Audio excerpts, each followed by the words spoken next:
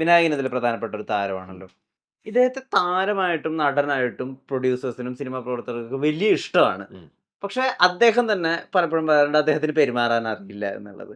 ഇത് എളുപ്പമാണ് അദ്ദേഹത്തെ ഒരു സിനിമയിലേക്ക് കൊണ്ടുവരാനും ട്രീറ്റ് ചെയ്യാനും. അല്ല, അദ്ദേഹം എങ്ങനെയാണ് അദ്ദേഹത്തെ മാനേജ് ഒരു ചെയ്യുന്നത്? നല്ല കലാകാരനാണ്. ആ. I mean is A very amazing actor. Amazing actor. ഞാൻ അദ്ദേഹത്തിന്റെ പേഴ്സണൽ കാര്യങ്ങളിലേക്ക് ഞാൻ ഉം. കിടക്കില്ല. ആ, ആ. That's his way of living. ഞാൻ അതിലേക്ക് ഉം. ഞാൻ പറയുന്ന ഒരു ഹൈലി പ്രൊഫഷണൽ ആയിട്ടുള്ള ഒരു ആർട്ടിസ്റ്റാണ്. ഉം. പുള്ളി സെറ്റിൽ വന്നു കഴിഞ്ഞാൽ അത് കൃത്യസമയത്ത് സെറ്റ് ചെയ്യും. ഇതുവരെ വിനായകനെ കുറിച്ച് ആരും കേൾക്കാത്ത ഒരു പരാതി എന്ന് പറഞ്ഞാൽ പുള്ളി എന്ത് പ്രശ്നമുണ്ടെങ്കിലും ഉം. 7 മണി എന്ന് പറഞ്ഞാൽ 7 മണിക്ക് സെറ്റ് ചെയ്യും. ക്യാരക്ടറിലേക്ക് കയറി കഴിഞ്ഞാൽ പുള്ളി വേറൊരു മനുഷ്യനാണ്. പുള്ളി തരുന്ന പെർഫോമൻസ് ഐ മീൻ അത് അത് മാച്ച് ചെയ്യാൻ പറ്റില്ല നമുക്ക്. പുള്ളിക്ക് അൺമാച്ചബിളാണ്. അത്ര ടാലൻറ്റഡ് ആയിട്ടുള്ള ഒരു ആക്ടറാണ് Vinayakan. Off the set that is his life. അത് ഉം. നമ്മൾ ഉം. ഇന്റർഫിയർ ചെയ്യേണ്ട കാര്യമില്ല. എന്നെ സംബന്ധിച്ചിടത്തോളം വിനായകനുമായിട്ട് ഈ സിനിമയിൽ വർക്ക് ചെയ്യാൻ എനിക്ക് നോർമൽ ഡേറ്റ് വൈസ് ഇഷ്യൂസ് ഉം. ക്ലാഷ് അത് എല്ലാ ആക്ടേഴ്സുമായിട്ടും വരും. നമ്മൾ ചിലപ്പം ചില അഭിപ്രായ വ്യത്യാസങ്ങൾ ഇപ്പം വിനായകനുമായിട്ട് ഒരു അഭിപ്രായ വ്യത്യാസം ആകുമ്പോൾ മാത്രം അതിനെ ഇച്ചിരി വലുതായിട്ട് ഉം. കാണിക്കുന്നു എന്നല്ല, അത് അദ്ദേഹത്തിന്റെ ഇത് ഉം. വെച്ചാൽ. പക്ഷെ അത് എല്ലാ ആക്ടേഴ്സുമായിട്ടും ഉണ്ടാവും. ഉം. ഉം. ജയസൂര്യയായിട്ടും ക്രിയേറ്റീവ് ഡിഫറൻസ് വരാറുണ്ട്. ധർമ്മജനുമായിട്ടും ചില കോമഡി നമ്മൾ ഇപ്പം വേണ്ടാന്ന് പറയുമ്പോൾ ധർമ്മജന് വിഷമം വരും. ഉം. ഇതെന്താ എടുത്താൽ അതെന്താ എടുത്താൽ ഇതെല്ലാം എടുത്ത്.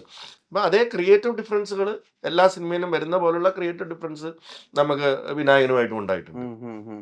അല്ലാതെ ചില കാര്യങ്ങൾ പുള്ളിക്ക് ഇഷ്ടപ്പെട്ടില്ല. അപ്പൊ പുള്ളി പിണങ്ങി ഉം. പോയി കാരോണി ഇരിക്കും, ചിലപ്പോൾ ഇറങ്ങി പോകും. ഉം.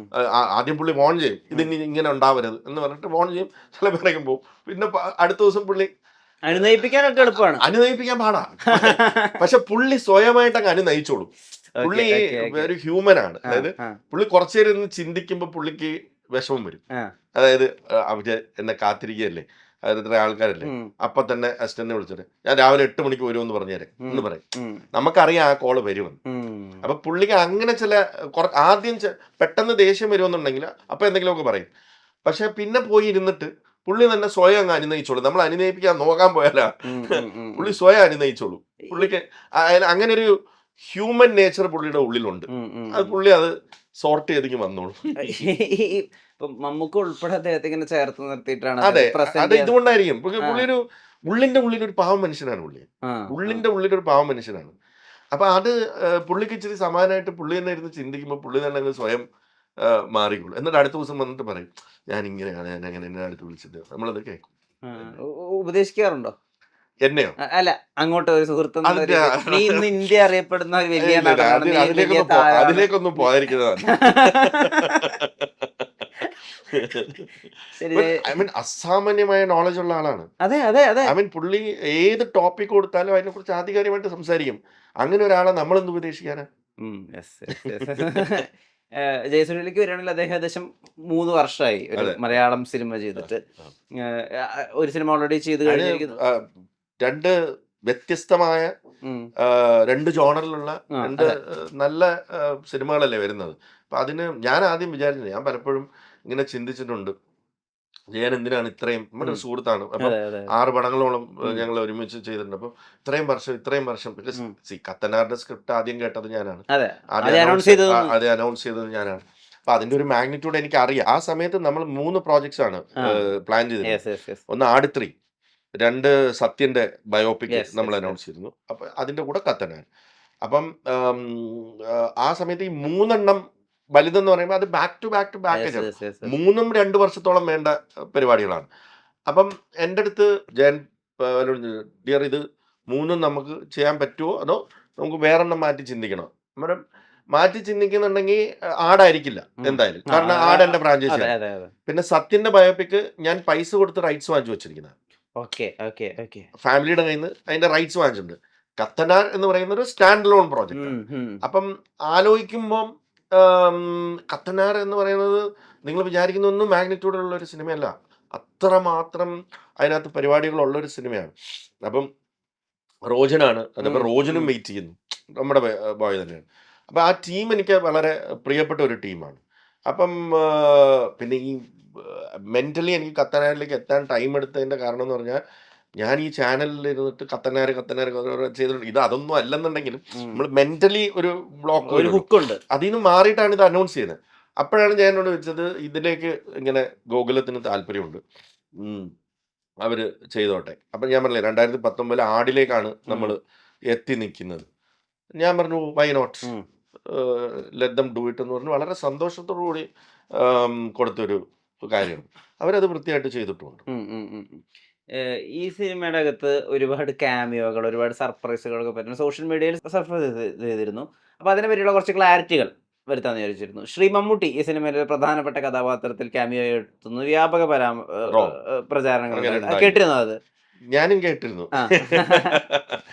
അതില് നമുക്ക് അങ്ങനെ ഒരു സ്ക്രിപ്റ്റില് ഒരു ക്യാരക്ടർ, ഇങ്ങനെ ഒരു ക്യാരക്ടർ ഉണ്ടായിരുന്നു. ആ. അതിനെ കുറിച്ച് പല ചർച്ചകൾ നടന്നു. ആ. പക്ഷെ പിന്നെ നമ്മളത് ലാസ്റ്റിലേക്കാണ് ഷൂട്ട് ചെയ്യാൻ വെച്ചത്. ആ. ലാസ്റ്റിലേക്ക് ഷൂട്ട് ചെയ്യാൻ വെച്ച് പിന്നെ നമുക്ക് തോന്നിയത് അതിനകത്ത് സ്ക്രീൻ സ്പേസ് ഉം. അത്ര ഇല്ല. ഉം. അപ്പൊ അതൊരു ക്രിയേറ്റീവായിട്ട് വേറൊരു രീതിയിൽ നമ്മൾ ചിന്തിച്ചാലോ എന്നിങ്ങനെ സ്പേസ് വളരെ though it is a very important character. നമ്മൾ ഷൂട്ട് ചെയ്ത് വന്നപ്പോൾ അതിൻ്റെ സ്പേസ് അത്രേ വരുന്നുള്ളൂ എന്നുള്ളതുകൊണ്ട് നമ്മൾ വിചാരിച്ചു ഇത് ആടെന്ന് പറയുമ്പോൾ മമ്മൂക്ക എന്ന് പറയുന്ന ലെജൻഡറി ആക്ടറിന് ഇതിൽ വരുമ്പോൾ ആ ആ ആടെന്ന് പറയുന്ന കോൺസെപ്റ്റും മമ്മൂക്കും കൂടെ എങ്ങനെ മാച്ച് ആയി പോകും. പിന്നെ അദ്ദേഹത്തോട് പോയി പറയുമ്പോൾ തന്നെ അതിനകത്തൊരു ലോജിക്ക് വേണം. നമ്മൾ അതിന് എന്തുകൊണ്ട് മമ്മൂക്ക എന്നുള്ളത് നമ്മൾ അദ്ദേഹത്തോട് പറയുമ്പോൾ അത് കൺവിൻസിങ് ആയിരിക്കണം. അപ്പം ഞങ്ങൾ പിന്നെ ആ സമയത്താണ് മമ്മൂക്ക ട്രീറ്റ്മെന്റിന് പോവുകയും അല്ലതും ഇതായിട്ട് പോയിട്ട് ചെന്ന പേട്രിയോട്ട് കഴിഞ്ഞിട്ടുമില്ല. അപ്പം പിന്നെ അതിനെക്കുറിച്ച് നമ്മൾ പെട്ടെന്ന് ചിന്തിക്കേണ്ട എന്നുള്ള രീതിയിലേക്ക് എത്തി. പിന്നെ വേറെ പല നെയിംസും ഡിസ്കസ് ചെയ്യപ്പെട്ടു. പിന്നെയാണ് നമ്മളത് ആലോചിച്ചത് ആടെന്ന് പറയുന്ന ആളുകൾ എക്സ്പെക്ട് ചെയ്യുന്നത് ചിലപ്പോൾ ഇതായിരിക്കില്ല. അതുകൊണ്ട് ഒരു ക്രിയേറ്റീവ് കോൾ അതിനകത്ത് എടുക്കാന്ന് പറഞ്ഞിട്ട് ഒരു സർപ്രൈസ് ക്രിയേറ്റീവ് കോൾ അതിനകത്ത് എടുത്തിട്ടുണ്ട്. So that is gonna B A major surprise. അത് നിങ്ങൾക്ക് കാണാൻ പറ്റും. ഈ സിനിമയുടെ പിന്നെ ഇതിനകത്ത് ഗസ്റ്റ് അപ്പിയറൻസ് എന്ന് പറയാനായിട്ട് ഒരു ഹോളിവുഡിൽ നിന്നും ഒരു ആലിയ ബോൺ എന്ന് പറയുന്ന ഒരു പുതിയ ആക്ട്രസിനെ നമ്മൾ ഇൻട്രൊഡ്യൂസ് ചെയ്യുന്നുണ്ട് മലയാളത്തിലേക്ക്. അവരവിടെ സ്റ്റണ്ട് സ്പെഷ്യലിസ്റ്റും ഒക്കെ ആയിട്ട് ഒരുപാട് സിനിമകളിൽ ഭാഗമായിട്ടുണ്ടെങ്കിലും അവർ ഇന്ത്യയിൽ വരുന്നത് തന്നെ ആദ്യമായിട്ടാണ്.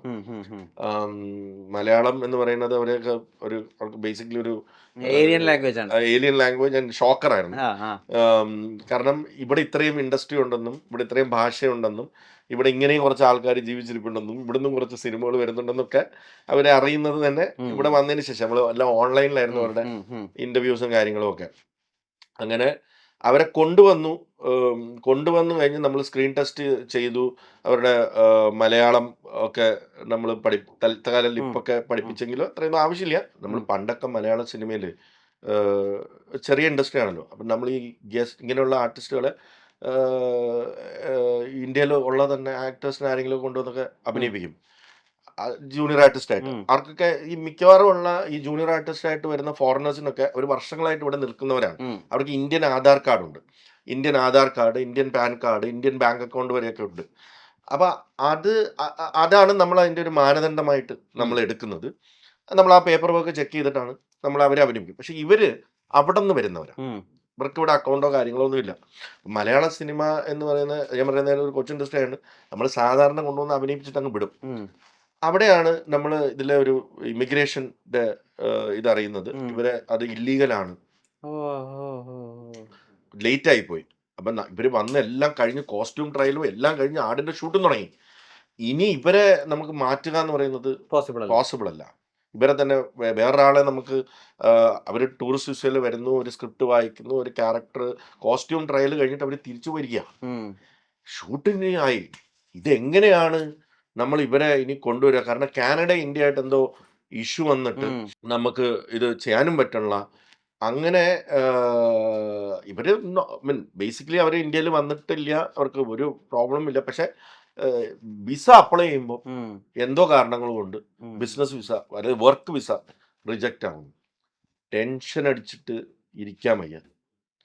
അവസാനം നമ്മൾ സുരേഷ് ഗോപി സാറിനെ വിളിച്ചു, എല്ലാ കാര്യങ്ങളും പറഞ്ഞു, ജെന്യുവിനാന്ന് പറഞ്ഞു.